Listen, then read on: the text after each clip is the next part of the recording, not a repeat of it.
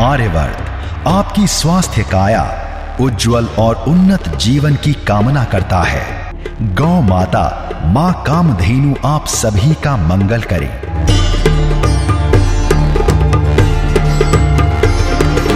आर्यवर्त भारत का स्वाभिमान।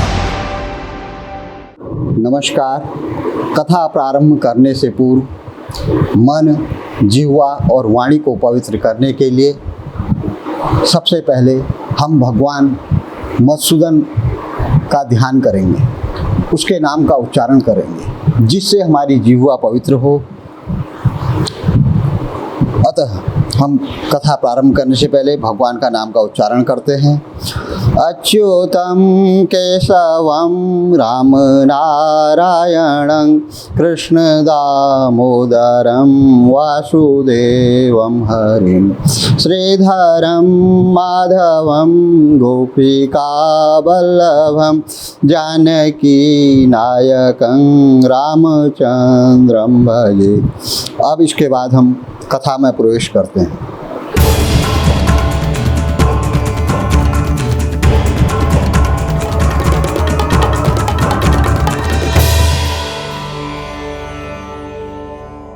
गरुड़ो वाचो, फिर गरुड़ जी कहते हैं, हे केशव, जिस जिस पाप से जो जो चिन्ह होते हैं और जिन जिन योनियों में जीव जाते हैं वह मुझे बताइए।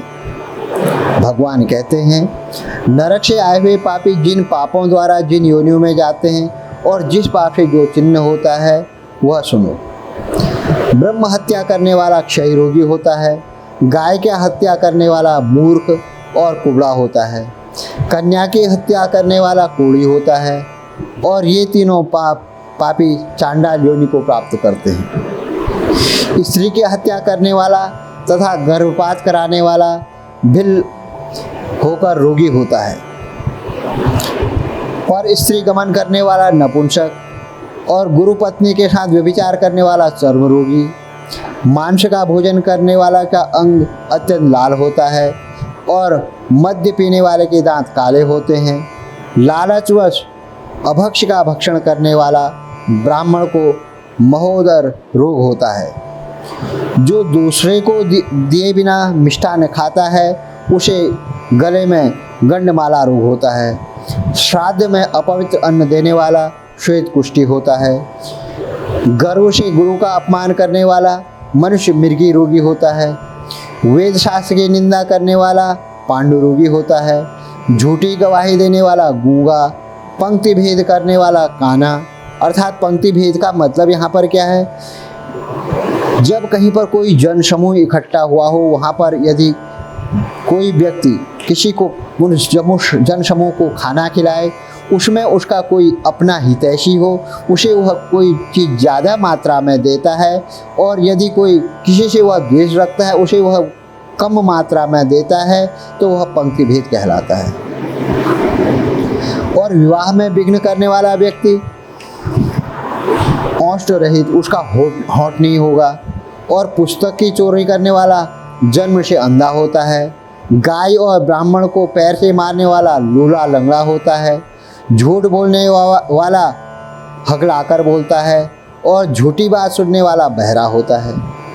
विष देने वाला मूर्ख और पागल तथा आग लगाने वाला गंजा होता है। मांस बेचने वाला अभागा और दूसरे का मांस खाने वाला रोगी होता है।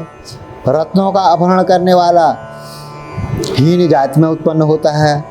सोना चुराने वाला नख रोगी, अन्न चुराने वाला चूहा और धान चुराने वाला टिड्डी, जल की चोरी करने वाला चातक, विष का व्यवहार करने वाला बिच्छू, शाक पात चुराने वाला मयूर, सुलभ गंध वाली वस्तुओं को चुराने वाला छुछुंदरी, मधु चुराने वाला डांस, मांस चुराने वाला गीद और नमक चुराने वाला चींटी होता है। तांबूल, फल तथा पुष्प आदि की चोरी करने वाला बंदर, घास और कपास की चुराने वाला भेड़िया योनि में उत्पन्न होता है। जो कुकर्मों से आजीविका चलाने वाला है, मार्ग में यात्री को जो लूटता है और जो आखेट का व्यसन रखने वाला है, वह कसाई के घर में बकरा होता है। विष पीकर मरने वाला पर्वत पर काला नाग होता है। जिसका स्वभाव अमर्यादित है वह निर्जन वन में हाथी होता है। जो ब्राह्मण गायत्री का स्मरण नहीं करता और संध्या आदि नहीं करता, जिसका अंतः स्वरूप दूषित तथा बाह्य स्वरूप साधु की तरह प्रतीत होता है, वह ब्राह्मण बगुला होता है। जिसको यज्ञ नहीं करना चाहिए उसके यहाँ यज्ञ करने वाला ब्राह्मण गांव में सुअर होता है। क्षमता से अधिक यज्ञ करने वाला गर्दभ तथा बिना आमंत्रण के भोजन करने वाला कौवा। जो शतपाथ शिष्य को विद्या नहीं प्रदान करता वह ब्राह्मण बैल होता है। गुरु की सेवा न करने वाला शिष्य बैल और गधा होता है। गुरु के प्रति हुंग और तुंग इन शब्दों का उच्चारण करने वाला या वाद विवाद में ब्राह्मण को पराजित करने वाला जल विहीन अरण्य में ब्रह्म राक्षस होता है। प्रतिज्ञा करके ब्राह्मण को दान न देने वाला शियार होता है। सत्पुरुषों का अनादर करने वाला व्यक्ति अग्निमुख अर्थात शियार होता है।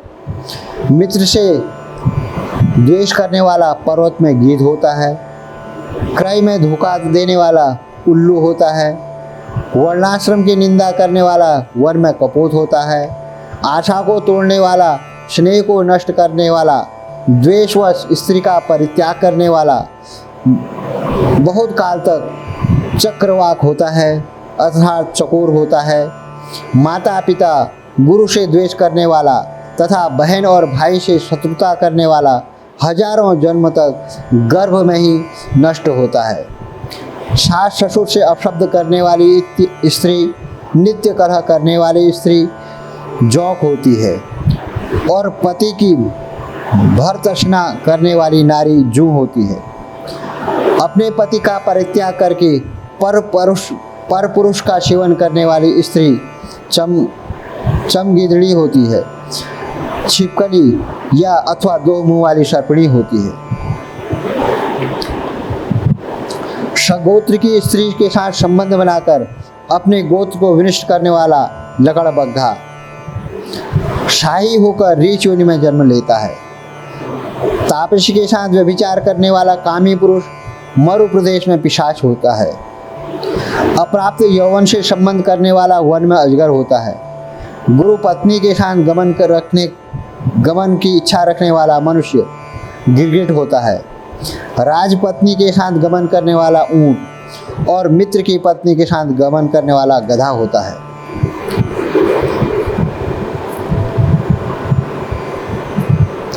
किसी के मरड़ा शौच में एकादशाह तक भोजन करने वाला कुत्ता होता है। दय द्रव्य भोक्ता देवलक ब्राह्मण मुर्गे की योनि को प्राप्त करता है। जो ब्राह्मण देवार्जन के लिए देवता की पूजा करता है वह देवलक कहलाता है। वह देव कार्य और पितृ कार्य के लिए निंदनीय है। महापातक से प्राप्त अत्यंत घोर और दारुण नरकों का भोग प्राप्त करके महापातक की कर्म के क्षय होने पर पुनः इस मृत्यु लोक में जन्म लेते हैं। ब्रह्म हत्यारा गधा, ऊंट और महिषी की योनि प्राप्त करता है और सुरापान करने वाला भेड़िया, कुत्ता एवं शियार की योनि में जन्म लेता है। स्वर्ण चुराने वाला कृमि, कीट तथा पतंग योनि को प्राप्त करता है। गुरु पत्नी के साथ गमन करने वाला क्रमशः तृण, गुल्म तथा लता होता है। पर स्त्री का हरण करने वाला, धरोहर को हरण करने वाला, ब्राह्मण के धन का अपहरण करने वाला ब्रह्म राक्षस होता है। ब्राह्मण का धन कपट स्नेह से रखने वाला, खाने वाला 7 पीढ़ियों तक अपने कुल का विनाश करता है और बलात्कार तथा चोरी के द्वारा खाने पर जब तक चंद्रमा और तारों की स्थिति होती है तब तक वह अपने कुल को जलाता है। लोहे और पत्थर के चूर्ण तथा विष को व्यक्ति पचा सकता है, पर 3 लोकों में ऐसा कौन व्यक्ति है जो ब्राह्मण के धन को पचा सकता है। ब्राह्मण के धन से पोषित की गई सेना तथा वाहन युद्ध काल में बालू से बने पुल के बांध के समान नष्ट भ्रष्ट हो जाते हैं। देव द्रव्य का उपभोग करने से अथवा ब्रह्मस्व का हरण करने से, ब्राह्मण का अतिक्रमण करने से कुल पतित होता है। अपने द्वारा दी अथवा दूसरे द्वारा दी गई पृथ्वी को जो छीन लेता है वह 60,000 वर्षों तक विष्ठा का कीड़ा होता है। जो स्वयं कुछ देकर पुनः स्वयं भी लेता है वह पापी एक कल्प तक नरक में रहता है। जीविका अथवा भूमि का दान देकर यत्नपूर्वक उसकी रक्षा करनी चाहिए। जो रक्षा नहीं करता बल्कि उसको हर लेता है वह लंगड़ा कुत्ता होता है। ब्राह्मण को आजीविका देने वाला व्यक्ति 1 लाख गोदान का फल प्राप्त करता है। जो ब्राह्मण के वृत्ति का हरण करने वाला बंदर, कुत्ता तथा लंगूर होता है। प्राणियों को अपने कर्म के अनुसार लोक में पूर्व में गिनाई हुई योनियों तथा शरीर पर चिन्ह देखने को मिलते हैं। इस प्रकार पाप करने वाला जीव नरक की यातनाओं को भोगकर पापों को भोगने के लिए इन पूर्व योनियों में जाते हैं। इसके बाद हजारों जन्मों तक पशु पक्षी का शरीर प्राप्त करके वे बोझा ढोने आदि कार्यों से दुख को प्राप्त करते हैं। फिर पक्षी बनकर वर्षा, शीत तथा आतप अर्थात धूप से दुखी होते हैं। इसके बाद अंत में जब पुण्य और पाप बराबर हो जाते हैं तब वह मनुष्य योनि मिलती है। स्त्री पुरुष के संबंध से वह गर्भ में उत्पन्न होकर क्रमशः गर्भ से लेकर मृत्यु तक के दुख को प्राप्त करके पुनः मर जाता है। इस प्रकार सभी योनियों का जन्म और विनाश होता है। यह जन्म मरण चक्र चारों प्रकार की सृष्टि में चलता रहता है। मेरी माया से ही प्राणी घट यंत्र की भांति ऊपर नीचे की योनियों में भ्रमण करते रहते हैं। कर्म पाश से बंधे रहकर कभी वे नरक में और कभी भूमि में जन्म लेते हैं। दान न देने से प्राणी दरिद्री होता है। दरिद्री हो जाने पर फिर पाप करता है और पाप के प्रभाव से फिर नरक में जाता है और नरक से लौटकर पुनः दरिद्री और फिर पुनः पापी होता है। प्राणी के द्वारा किए गए शुभ और अशुभ कर्मों का फल भोग उसे अवश्य ही भोगना पड़ता है, क्योंकि सैकड़ों कल्पों के बीच जाने पर भी बिना भोग के कर्म फल का नाश नहीं होता। ओम श्री गरुड़ पुराणे सारोद्धारे पाप चिन्ह निरूपणम नाम पंचमो अध्याय। सनातन परंपरा का सच्चा साथी आर्यवर्त, भारत का स्वाभिमान।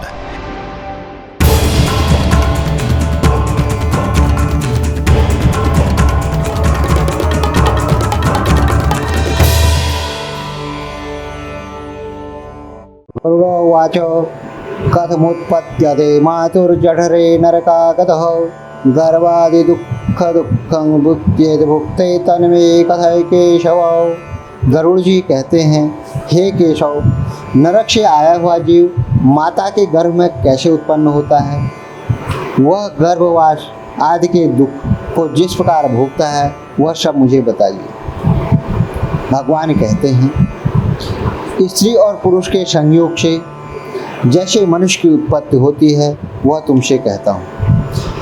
ऋतु काल के आरंभ से 3 दिनों तक इंद्र की लगी ब्रह्म हत्या का चतुर्थांश अर्थात चौथा भाग रजस्वला स्त्रियों में रहता है। उस ऋतु काल के मध्य में किए गए गर्भाधान के फलस्वरूप पापात्माओं देह की उत्पत्ति होती है और नरक से आए हुए प्राणियों की ये ही 3 माताएं होती हैं। देव की प्रेरणा से कर्मानुरोधी शरीर प्राप्त करने के लिए प्राणी स्त्री के उदर में प्रविष्ट होता है। एक रात्रि में वह शुक्राणु कलल के रूप में और 5 रात्रि में बुधबुदे के रूप में, 10 दिन में बेर के समान तथा उसके पश्चात मांसपेशियों से युक्त अंडाकार हो जाता है।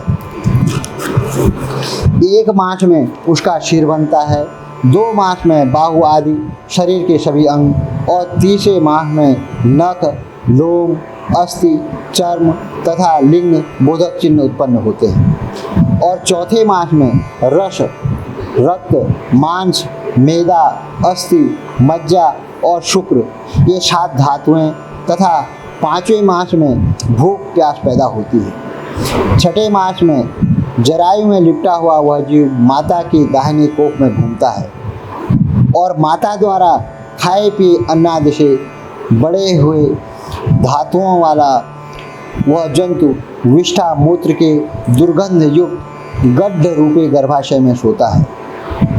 वहाँ गर्भस्थ क्षुधित कृमियों के द्वारा उसके कुंवार अंग प्रतिक्षण बार बार काटे जाते हैं, जिससे अत्यधिक क्लेश होने के कारण वह जीव मूर्छित हो जाता है। माता के द्वारा खाए हुए कड़वे, तीखे, गरम, नमकीन, रूखे तथा खट्टे पदार्थों से अति उत्तेजक उसे समूचे अंगों में वेदना उत्पन्न होती है और जरायु झिल्ली से लिपटा हुआ वह जीव आंतों द्वारा बाहर से ढका रहता है। उसकी पीठ और गर्दन कुंडलाकार रहती है।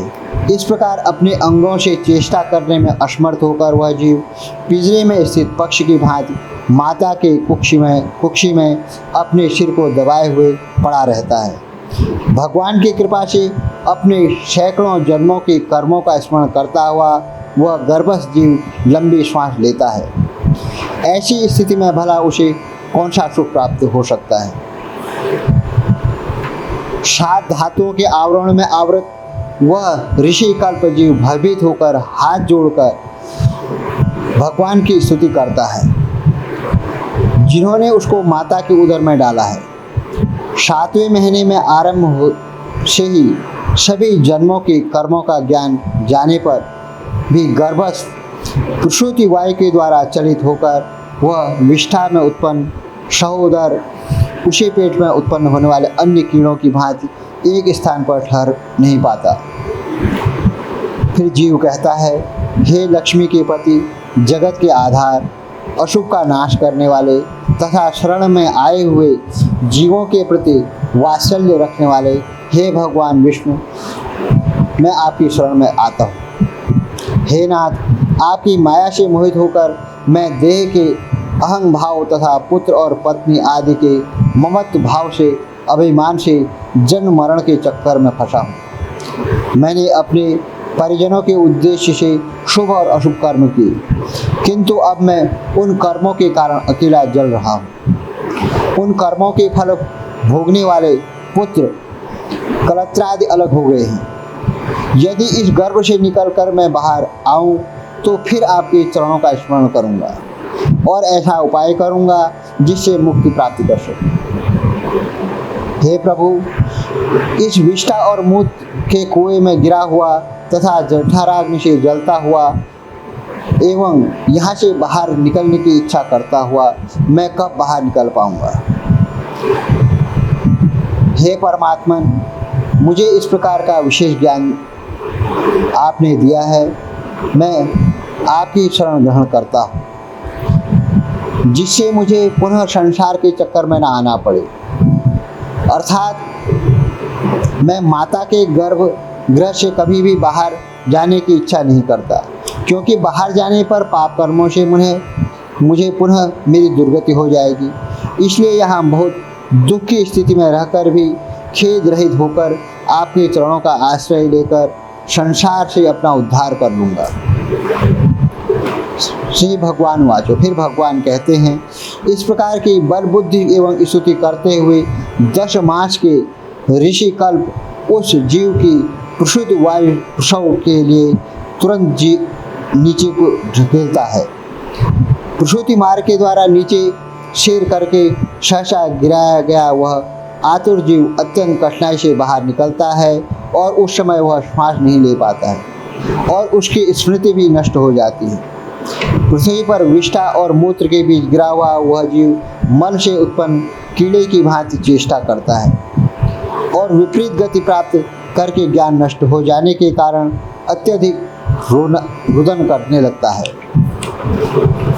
गर्भ में, रुग्णावस्था में, शमशान भूमि में और पुराण के पारायण अथवा श्रवण के समय जैसी बुद्धि होती है, यदि वह स्थिर हो जाए तो कौन ऐसा व्यक्ति है जो सांसारिक बंधन से मुक्त नहीं हो सकता है। कर्म भोग के बाद जीव जब गर्भ से बाहर आता है तब उसी समय वैष्णवी माया उस पुरुष को मोहित कर देती है। उस समय माया के स्पर्श से वह जीव विवश होकर कुछ बोल नहीं पाता। शैशवादी अवस्थाओं में होने वाले दुखों को भी पराधीन की भांति भोगता है। उनका पोषण करने वाले लोग उसकी इच्छा जान नहीं पाते और असमर्थ होने के कारण वह भी विपरीत स्थिति को प्राप्त हो जाता है।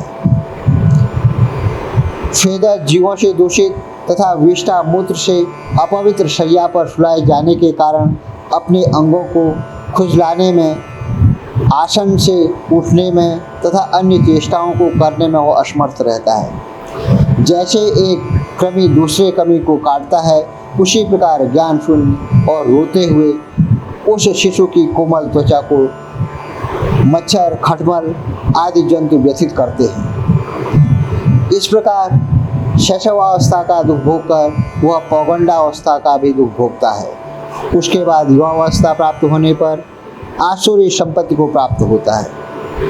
तब वह दुर्व्यसनों में आसक्त होकर नीच पुरुषों के साथ संबंध बनाता है।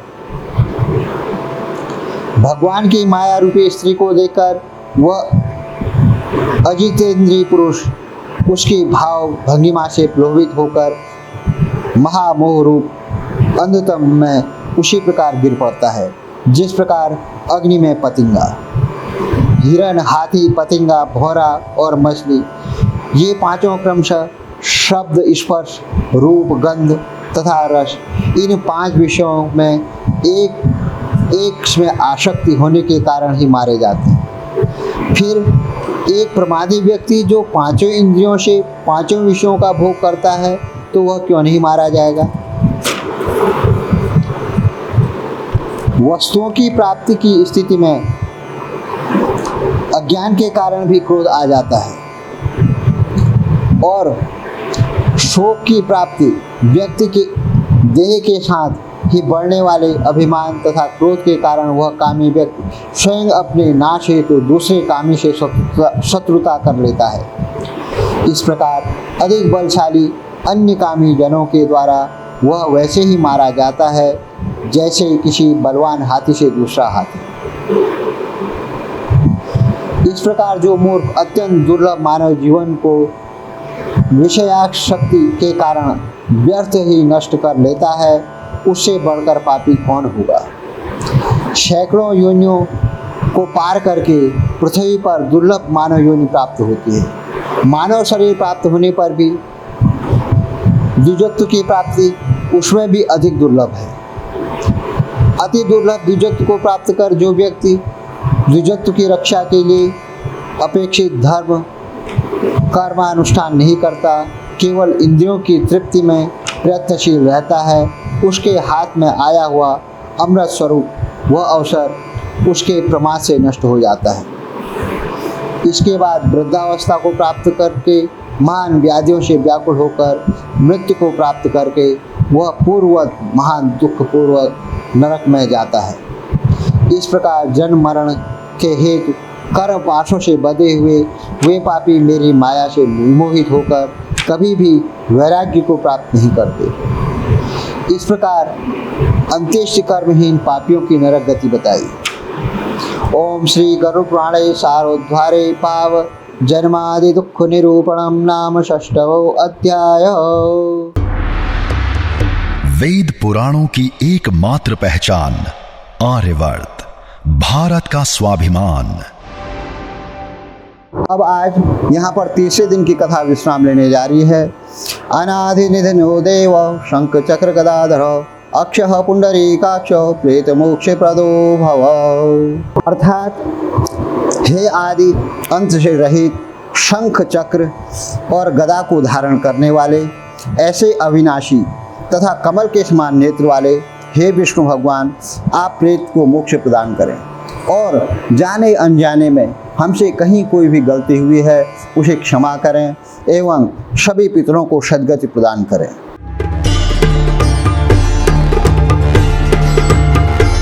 आर्यवर्त, भारत का स्वाभिमान। हमारा सेवा भाव और संकल्प शक्ति है आर्यवर्त। आपके द्वारा बुक करी गई हर पूजन सेवा व सामग्री में से एक हिस्सा गौ सेवा में लगाया जाएगा, जिससे न केवल आपको सुख शांति मिलेगी अपितु गौदान सदृश पुण्य की भी प्राप्ति होगी। दान असंख्य पापों को नष्ट कर देता है। दान ही धर्म का पूर्णत्व और उसका आभूषण है।